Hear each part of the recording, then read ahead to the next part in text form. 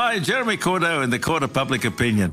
I'm just on air here to let you know that we'll be live streaming the Court of Public Opinion every Friday between 9 o'clock and 12 on jeremycordeaux.com.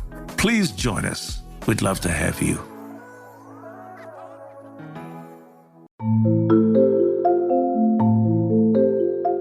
Dr. Travis Brown, what is This Medical Life all about? This is the pursuit of knowledge as we learn about diseases from the ancient times to the present day.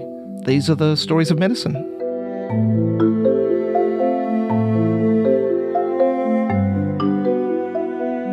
Hot on the heels of our last episode looking at MDMA in a clinical setting, we've been drawn back to the realm of psychology in a different way. And this time, Dr. Travis Brown, are you poking fun at your psychologist peers? No, this is seminal moments in psychology. This is classic psychology stories. We have 3 stories, and we will probably go from some shocking stories all the way to ethically dubious stories. And look, these are You just described psychology. Well, these are ones that psychology students will have learnt, but they are stories that captivate and will surprise. Okay. And so if you're not surprised by the end of all of this, I owe you some psychology lessons. There you go. Great. Dubious. Well, okay. Well, let's take us back. Mm-hmm. It's Friday the 13th. Ooh. 1964. Now, I will warn you, some of these stories, when it comes out of psychology, tend to be quite tragic stories and scary, to be honest. Are you just saying, sorry, if anyone's listening with kids in the car, probably a good episode to skip? Well, it could be. It will just be warned. These are historical stories. Okay. Again, it's one of those ones. All right. There could be a lot of nightmares that you're dealing with. Okay, we're in 1964 and it's Friday. Mm-hmm. Catherine Kitty Genovese is walking home. She's 28 years old. She's the manager of Halls Bar in New York, and she's returning home from work. Now, it's 3 a.m. and she's lives in Queens, New York. She's parked her car. She's ended up getting out of the adjacent car park where she lives. It's Kew Gardens, Long Island, near a railway station. And she turns off light, gets out, locks her car. Mm-hmm. She's about 100 feet away from the entrance to her building, which is in the back of the building, so the front has retail stores. The time she's walking along is around 3:15 a.m. And she notices a man in the darkness at the back of the lot. And she gets a bit nervous about this. She's not quite sure. And she quickens her pace. The man follows. She looks around, but by the time she hits a bookstore, the man grabs her and Kitty screams. The time is 3:20 and the man pulls a knife. Oh my God, he stabbed me! Please help me, please help me! Scattered lights in the adjacent 10-story building go on. And a man from the building yells, "Let that girl alone!" Now the man walks away and Kitty struggles to her feet. The lights in the building begin to turn off. A few minutes later, the man returns and he's going after Kitty. He pulls the knife again and stabs her a second time. I'm dying! I'm dying! I'm dying! Lights go on in the building again, but no one helps. No one does anything. The man gets in his car and drives away. Now Kitty is left struggling. She crawls to the back of the building to enter her apartment. She manages to get into the stairwell, but she's struggling and there's lots of blood. The man returns a third time and he's searching. He finds the building, he pulls at a door but it's locked. Then he pulls at a second door and it opens to the stairwell. Kitty is struggling at the foot of the stairs. The man approaches and stabs her a third time and he leaves. The first phone call to police is at 3:50 a.m. This is 30 minutes after the first attack. Police arrive within 2 minutes. but nothing could be done, and Kitty dies. Now, this story caught the attention of the press, and it's a shocking story. And they reported at the time the number of witnesses was 38. Wow. The editor of the Times, Mr. Rosenthal, wrote a book about it, and he called it 38 Witnesses. There are interviews of what we would call non-responders, and what ends up saying is, well, people said, one person said, well, I was tired and went back to bed. Some said, I don't know why I didn't respond. And others, a husband and wife, were scared, and one wife didn't want her husband to get involved. And so the situation is really stark, because you have a woman being attacked in one of the most populous cities in the world that no one helps. A young woman in grave danger. And this fact of 38 has been disputed over the time, like the facts have been, but if we ignore that part of it, no one did help. And so there was questions about this that was brought. There was 2 psychologists 4 years later in 1968 conducted an experiment. Names were Delaney and Lartain. And they did a study where they invited subjects into a room. They had a speaker and they had a microphone. And these were linked to other rooms. And they were told one of 3 things. First one, they said there is one other participant in the other room. A second time, a different time, other subjects were told there are 2 other participants in other rooms. And the third one was there are 5 other participants in other rooms. And the study began, and they would ask questions. But at some point in time, the subjects heard the following through the speakers. I'm having a fit. I think I'd help. I can't. Oh my God. If someone can help me out there. I can't breathe properly. I'm feeling I'm going to die. So the researchers measured the time that it would take for the subject to respond, if they responded. And so what did they find? They found out that the response was dependent upon the size of the group involved. If there was just 2 people, if the person believed there was just 2 people involved, them and the quote-unquote victim, then 85% of those people responded to this simulated seizure. So this was just a recording. Within about 52 seconds was the average time that they would respond. That's still a long time, by the way.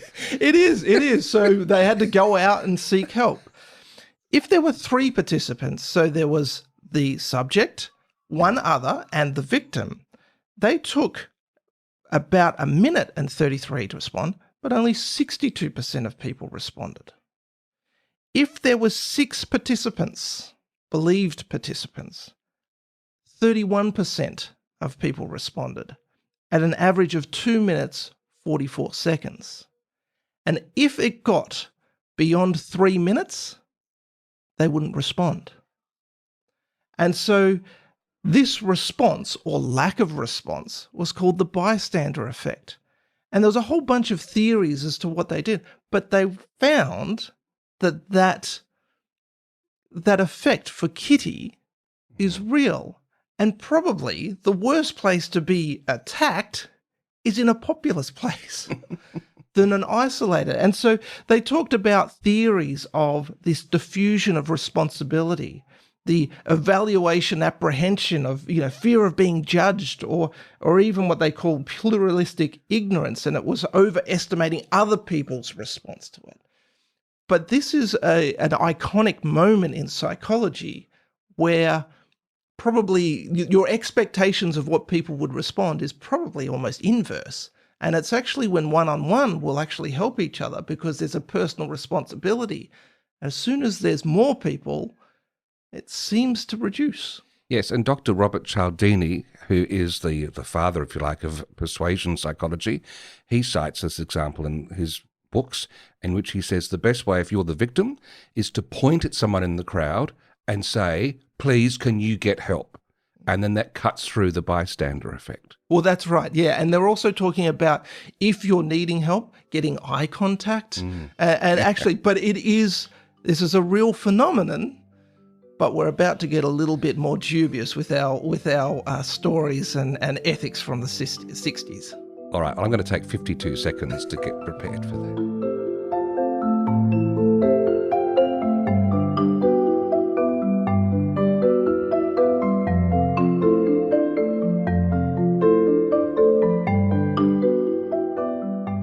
All right, I'm ready to have another go, and I'm intrigued, Travis. Can we just ratchet up the ethical dubious volume knob just a little bit? Okay, well, let's go. We're going to go a bit darker this time. Okay. And as you can imagine, the 1960s was a bit of a time where humanity had to reflect. Probably mainly for this, certainly for this story, reflect on World War II. The events that were coming through in the 1950s was actually a time for the trials, all the trials, the World War II crime trials, the Holocaust and all of the atrocities with that war, where people were actually coming to trial. And there, in 1961, there was a trial of Adolf Eichmann, and he was an SS officer with Nazi Germany, and he was a pivotal figure organising the Holocaust. Now, the world clearly paid attention to this, and probably because one of the questions is, how could the Holocaust happen? And that's a question we still pose to this day. And psychologists took notice of this, and they began to ask the questions, how could this happen? And could this happen again? And then the defenses that people were putting up for the people who were on prosecution is they were just following orders. Yes, the classic line. And so psychologist, Yale University, Stanley Milgram, conducted a series of obedience experiments. Now, the theory is, could it be that Eichmann and the accomplices of the Holocaust were just following orders? Is that a reasonable excuse, so to speak? Now, his most famous experiment was he got 40 men who were recruited by a newspaper ad, and they were paid $4.50, and each participant took the role of a teacher. Okay. I'm hoping, by the way, you'll explain what I've got these electrical probes attached to my skin, but keep going. You'll enjoy it. Okay. And then their role was to help a student. Oh. And in another room, unseen, was a student. And so they had to learn paired words. So they had different colors to match different objects, a red hammer, a green ocean, blue ocean, everything. And so what their job was I was going to help you learn. The way I was going to help you learn, though, was through an electric shock. Oh. Right. For this experiment, Milgram developed a quote-unquote shock generator. Okay. And so this started at 15 volts and went up in 15-volt increments, all the way up to 450 volts. Oh. And it had labels next to the voltage: slight shock, moderate shock, strong shock, intense, danger, severe shock, and the final three switches just had XXX. Now, there were people beside the teacher who were encouraging them to continue on with the experiment. So there was no real student, but there were sounds made of a student who was being shocked. Couldn't see them, but you couldn't could see hear them, but you could hear them. And the teacher was made to believe that this was really happening. Now, the experiment progressed, and as they progressed, they would get something wrong. They would receive a shock from the teacher pressing the button. And at the start, it was okay. The student would complain, but as it progressed, there were cries of pain. The student pleaded to be released as it progressed. Sometimes they even complained and said, "I've got a heart condition." At 300 volts, the students were yelling and screaming, banging on the walls to stop. Now, most participants turned and would ask the experimenter, "Should I continue?" And the responses were staggered. First of all, it would be, "Please continue." Second of all, "The experiment requires you to continue." Third, "It's essential you continue." And finally, "You have no choice, you must go on." And so, after 300 volts, the student became completely silent. They refused to answer any questions. And the researcher would indicate that that was an incorrect response, and an electric shock would be delivered. And this is how he measured obedience, by the willingness to give a shock regardless of what was going on. Gruesome. Yes. And so 40 of the participants, out of 40 of the participants, 26 of them delivered the maximum shocks available. That's 65% of participants. Now, that's not to say the teachers, the participants, didn't have distress at that. Actually, many of them became agitated, angry, and distraught. But nevertheless, a lot of them continued. They still followed orders. That's right. And this is not in a society that you think about when you look at what Nazi Germany would have been, where people who were dissidents just disappeared. This is in environments that you or I could easily walk into and do. And they found that the majority of the people would still continue even if they felt uncomfortable doing it. And so they ended up revisiting this kind of experiment in 2009. Now, they reduced the amount of volts that was being given, but this is a reproducible study finding that people will actually continue even if they're feeling uncomfortable with an authority figure telling them that they need to. And so they ended up saying this does push ethical boundaries in this area. And where we're going, is it, again, there's controversy where people saying, oh, is it or not, or are the findings really useful and valuable? Well, they did find that authority figures are important.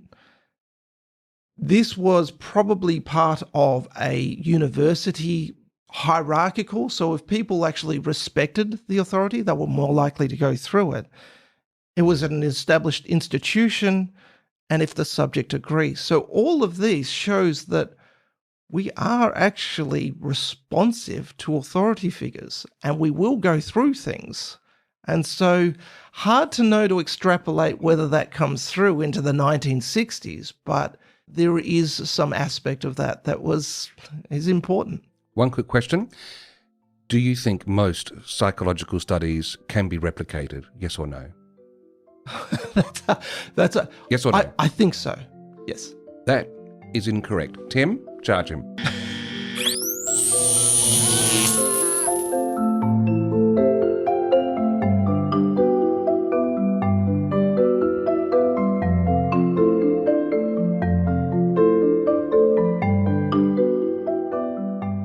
All right, Travis Brown, I notice you're still here like a captive audience.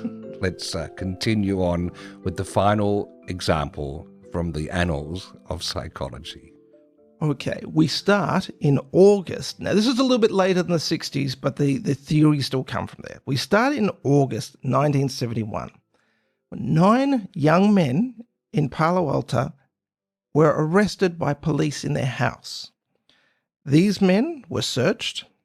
Their houses were searched. They were handcuffed and taken away in front of their neighbours. They were told they were being charged with Penal Codes 211 and 459. This is armed robbery and burglary.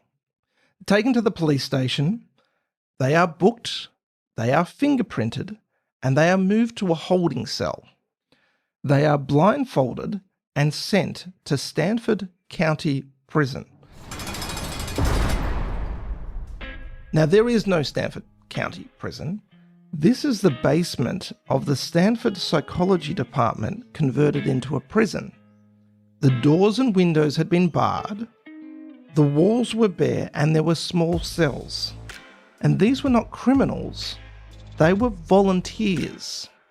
They had responded to an ad about, quote, psychology study of prison life, end quote. This was the interest of a psychologist, Zimbardo, and research colleagues, and they had been confronted in the 60s of a series of incidents at prisons where there had been abuse by prison guards of the prisoners. And they were trying to work out, is this a situational thing, or are the people who are involved in this, do they have sadistic personalities? And Zimbardo hypothesized that it was actually situational.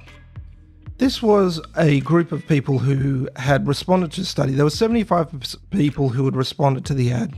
They ended up getting 21 people after all of their psychological testing to be suitable for their study. Of the 21 people were separated into guards and prisoners. Now, the prisoners at this point in time were being instituted. They were stripped, they were searched, they were deloused, they had uniforms, which was a dress with a number on it. They had their ankles bolted with a chain. They were given loose-fitting rubber sandals and a cap made out of women's stockings. This just sounds like Friday night. And they were given a dress. And the head researcher, Zimbardo, said, why a dress? Real male prisoners don't wear dresses. But real male prisoners, we've learned, do feel humiliated, do feel emasculated. And we thought we could produce the same effects very quickly by putting men in a dress without any underclothes. And so the prisoners were only referred to by number, and it was enforced that even between prisoners they had to refer to each other by number. The guards were given khaki uniforms. They carried a whistle around their neck. They had a billy club that they got from the police, and they wore sunglasses to avoid eye contact with the prisoners. They were given 8-hour shifts with some guards on call, and their job was to maintain law and order and command respect. But there was not to be physical violence. We'll be grateful for small mercies. Well, Zimbardo, the head researcher, gave himself the title as the prison warden and the superintendent, and so any issues that would arise would come to him.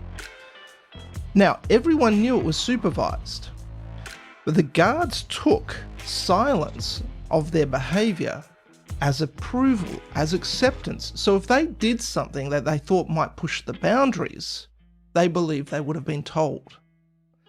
And so one of the guards even created his own guard persona. I was in all kinds of drama productions in high school and college. It was something I was very familiar with, to take on another personality before you step out on the stage. I was kind of running my own experiment in there by saying, how far can I push these things, and how much abuse will these people take before they say, knock it off? And so they created the environment. Within hours of the experiment beginning, some guards began harassing the prisoners.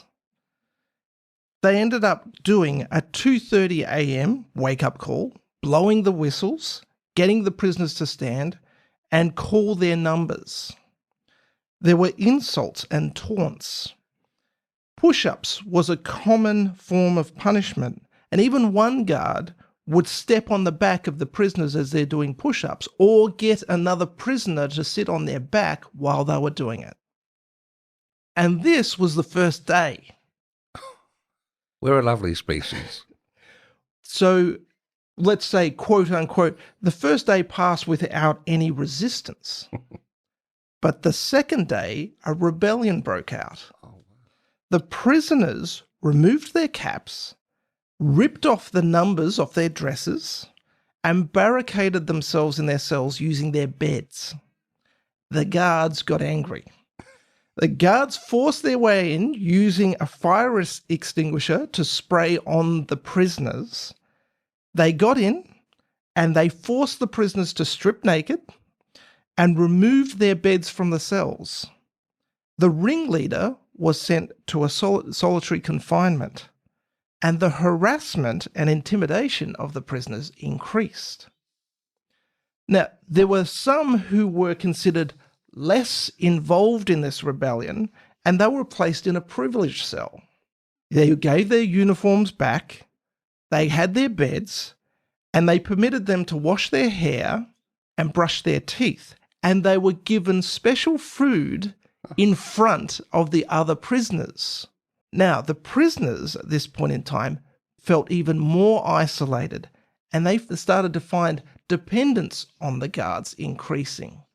But this only increased the guards' aggression. And so there is now evidence of a prisoner. His number was 8612, and less than 36 hours into this experiment began suffering emotional distress. He had erratic behaviour, and he had uncontrolled crying and rage. And the guards met with him, and they taunted him, calling him weak. And eventually, after all this, they convinced him to return back to the cell, giving him informant status. Oh, wow. And when he returned, he told the other prisoners, "You can't leave, you can't quit." And this is all happening in the lower floor, the basement of the Stanford University. Under the supervision of the researchers and head researcher and prison warden and superintendent, Zimbardo. But the problem was, for 8612, he had continual mood swings. He started screaming and cursing and had this uncontrollable rage. And at this point, the researchers realized they might have to let him out. And they even had a prisoner's visiting day scheduled. It was an hour with family and friends could come and visit the prisoners. But the guards, and it's unclear whether it was also the researchers, were worried that the state of the jail might cause their parents to become concerned and ask for their sons to be released. So then they ended up washing the prisoners, cleaning and polishing the cells. They were given a big dinner, and they even had music playing over on the intercom when they were there. But after the visit, there was rumours of a mass escape. And the guards even tried to elicit the local police station to help them prevent this escape. And the levels of harassment increased and escalated even more. Prisoners were given menial tasks and repetitive tasks to complete. At this point in time, Zimbardo organised for a Catholic priest who had previously been a prison chaplain to come along to assess the realism of the prison. The priest conducted individual interviews with each of the prisoners, and half of them introduced themselves by their number. Wow. The priest told them, and it's unclear whether the priest did this on his own or with the indication of the researchers, the priest told them that the only way they could get out is with the help of a lawyer. By this stage, the interview of the priest with number 819, so now a different, he began to cry hysterically. And as he talked to the priest, researchers at this point in time then came up to 819, and they removed the chain from his ankle. They took the cap off his head, and they told him to rest in a room that happened to be adjacent to the prison yard. They said they were going to get a doctor and he would get some food. One of the guards caught wind of this. He lined up the other prisoners and ordered them to chant. Prisoner number 819 is a bad prisoner. Because of what prisoner number 819 did, my cell is a mess, Mr. Correctional Officer. And so these were chanting at him, and the prisoner could hear who had been taken away and became even more distressed and was found uncontrollably crying in the room where they were meant to be recovering or... And so They ended up trying to convince this 819 gentleman to leave the study, but he refused because he felt bad that the other prisoners had labelled him as a bad prisoner. Oh, no. It was not until a recent Stanford PhD, Christina Matlash, came to interview the prisoners that she saw the state and she became outraged about it. And she was disgusted at the treatment and raised these concerns. By this stage, there had been over 50 people who had visited, and she was the first to raise objections. Zimbardo had hoped this experiment would last 2 weeks. He ended up having to terminate it after 6 days. And there was a number of interviews with the guards and prisoners after this experiment. One guard said, I was surprised at myself. I made them call each other names and clean the toilets out with their bare hands. I practically considered the prisoners cattle, and I kept thinking I had to watch out for them in case they tried something. And another said, acting authoritatively can be fun. Power can be a great pleasure. And so the emotional toll on the prisoners probably can't be overstated. And many were surprised by their own submissive behaviour or dependence that they showed. But there's also a fighting spirit in some of them. I remember resisting what one guard was telling me to do and being willing to go into solitary confinement.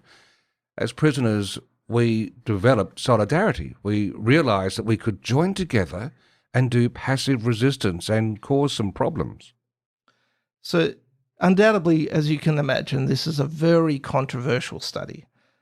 Hard to know whether there is any lessons other than this is the way not to conduct a study. But Zimbardo, decades later, in 2008, recognised his own failings in this.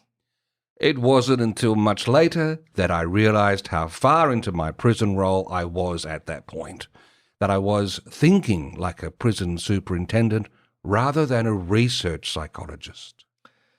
But this did make waves at the time. This was even looking at prison reform, and this was something that Congress in the United States was looking at. And in 1971, Zimbardo even testified in front of Congress about his findings for this study. The students had been the cream of the crop of this generation.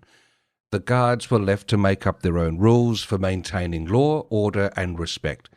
But the majority were no longer able to clearly differentiate between role-playing and self. The 6 days of the experiment of imprisonment undid, although temporarily, a lifetime of learning. Human values were suspended, self-concepts were challenged, and the ugliest, most base pathological side of human nature surfaced. Dr. Travis Brown, I'll no longer make any snide jokes about ethics committees, ever again.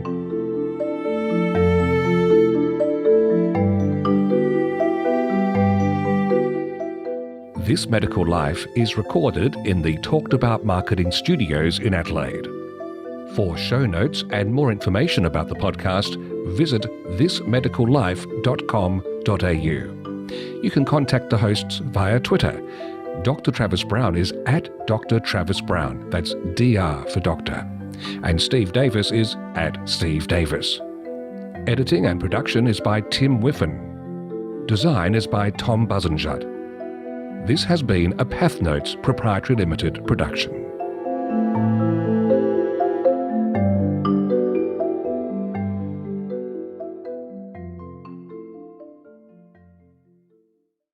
Hi, Jeremy Cordeaux in the Court of Public Opinion.